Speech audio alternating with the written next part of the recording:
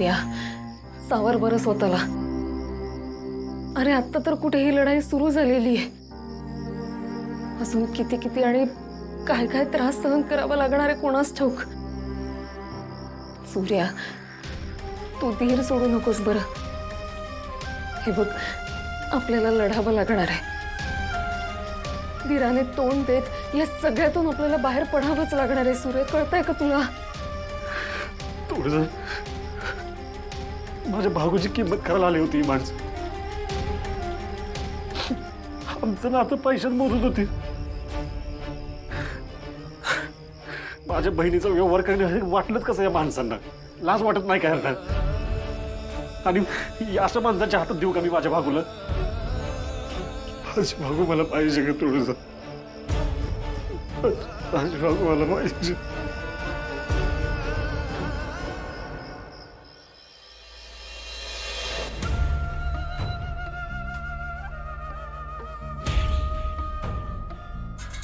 Daddy, अहो तुम्ही आराम करा की. अहो ती दोघं कुठं जात्यात?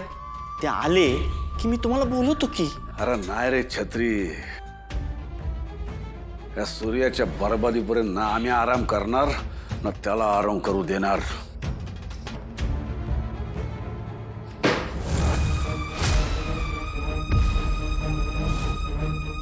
साहेब, हे काय चाललंय तुमचं? इकडे तुम्ही आम्हाला बंदूक दाखवताय आणि तिकडे मरणाच्या दारात सोडताय. ह्या अशा खोट्या नोटा घेऊन जाणून बुजून तुम्ही आम्हाला तिकडे पाठवलात ना? खोट्या नोटा? नाहीतर काय, या तुमच्या खोट्या नोटामुळे तर मार खायला लागला ना मला सूर्याचा. नाही नाही नाही नाही नाही नाही, पण नोटा खोट्या आहे ते सूर्याला कळलं कस? काय रे, येडे समजला का आम्हाला? डॅडी, तुम्ही दिलेले पैसे घेऊन ना पळून जायच्या तयारीत होते बरं. काही कार पण बोलवली होती. त्या ड्रायव्हरला दिलेली नोट त्यांनी वळखली म्हणून यांना सगळं कळलंय. तुम्ही म्हणत होता ते बरोबरच होतं. हे दिसतात तेवढे साधे सोपे नाही. उडत्या पाखराची पिसं मोजतो आम्ही, इथं माणसं आहेत. उगाच नाही यांच्या डोक्याला बंदूक लावली होती आम्ही. काय आमच्यापासून लांब जायचंय तुम्हाला? अरे मग आधी सांगायचं ना. लई लांब पोहोचतो तुम्हाला.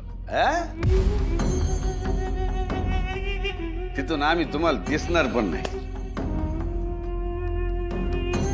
ए छत्री, बंदूक आण आमची.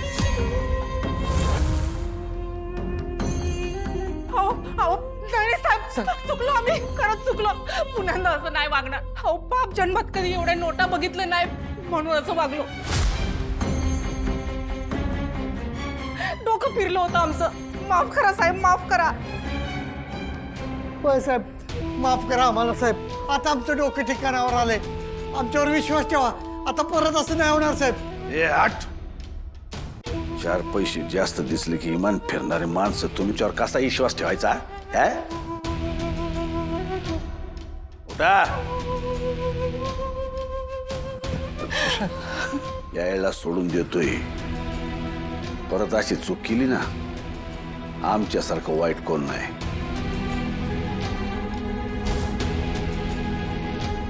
चिरंजीव, पुन्हा यांनी दागाबाजी केली तर तिकडे मारून टाकाय ना. आम्हाला विचारू बी नका. चालती का?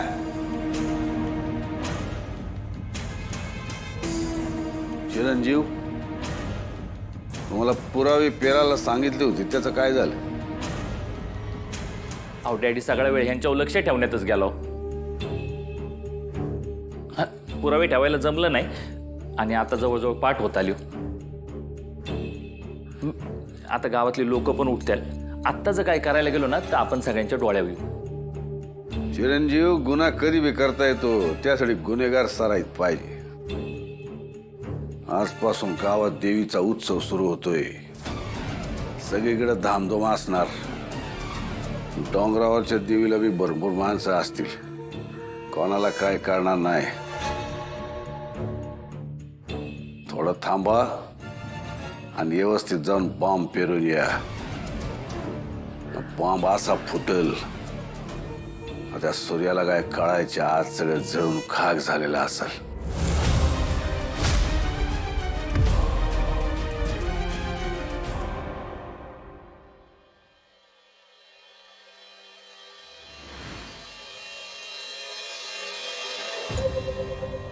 आई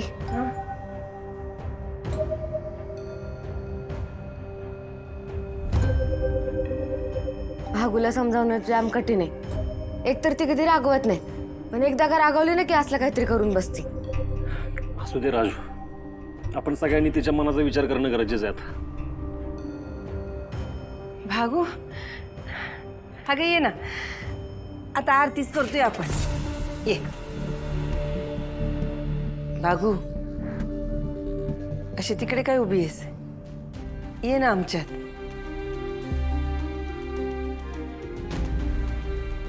अगं देवी यांनी काय केलंय, तिच्यावर काय राग धरतीस?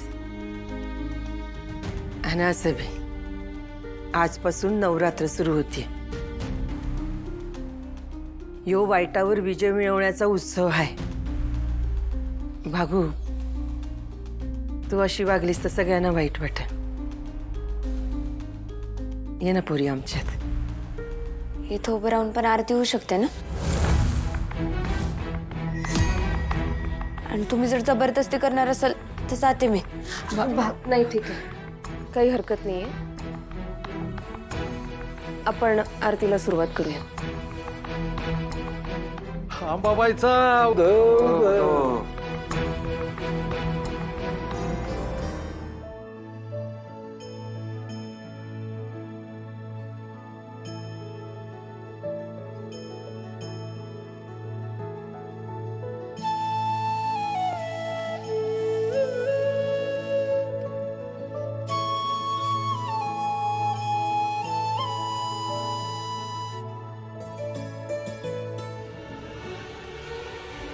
आई, तुझ्या पोटची लेकरं आहे आम्ही सगळी, तरी बी प्रत्येकाच्या वाट्याला ही वेगळी लढाई का? माझ्या भागूच्या मनाचा विचार कराय. मला माहिती आहे आता तिला माझी गरज आहे, पण माझ्यावरच्या रागापायी ती माझ्याबरोबर बोलायला येणं झाले. हे बघ, तुझ्या विजयाचा दिवस आहे, त्याची सुरुवात आनंदानं व्हावी असंच वाटतंय मला. काहीतरी मार्ग दाखव यात नाही, काहीतरी मार्ग दाखव.